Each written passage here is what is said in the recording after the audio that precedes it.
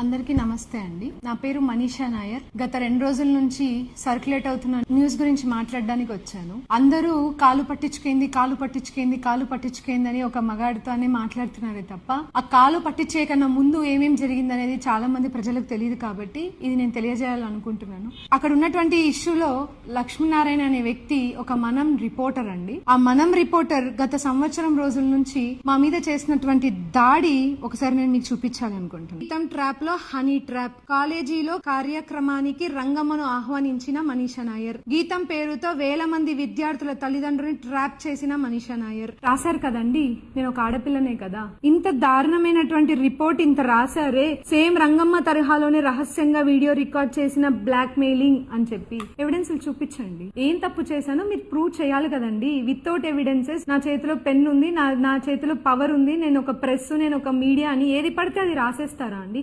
ఎటువంటి సంబంధం లేని రంగమ్మ విషయంలోకి ఆవిడ ఎవరో కూడా నాకు తెలీదు. ఆవిడ ఒక రోజు నా కాలేజ్ కి వచ్చి 5 ఆడోళ్ళందరూ వచ్చి మేము పలానా లేడీ సంఘాలు అని చెప్తే హ్యాపీ ఉమెన్స్ డే అని విష్ చేయడానికి అని చెప్పి నా దగ్గరకు వచ్చి బొక్క తీసుకున్న ఫోటోని తీసుకొని ఆవిడ ఫేస్బుక్ లో పోస్ట్ చేసుకోవడం జరిగింది. ఆవిడ ఫేస్బుక్ లో పోస్ట్ చేసుకున్న ఫోటో వీళ్ళ మీడియా వాళ్ళకందరికీ తెలిసి ఆ ఫోటోని తీసుకొని ఆవిడికి నాకు సంబంధం ఉంది, ఆవిడలాగే నేను చాలా మంది అమ్మాయిలని ట్రాప్ చేశాను, ఆ వీడియోలు రికార్డ్ చేసుకున్నాను అని చెప్పి ఇట్లా ఫేక్ న్యూస్ చేస్తున్నారే. చూపించాలండి, వీళ్ళందరూ నాకు చూపించాలి. ఎంతమంది అమ్మాయిని ట్రాప్ చేశానో చూపించాలి, ఎంతమంది ఆడవాళ్ళ జీవితాన్ని నేను నాశనం చేశానో నాకు చూపించాలి కదండి. మరి చూపించమని అడుగుతున్నాను.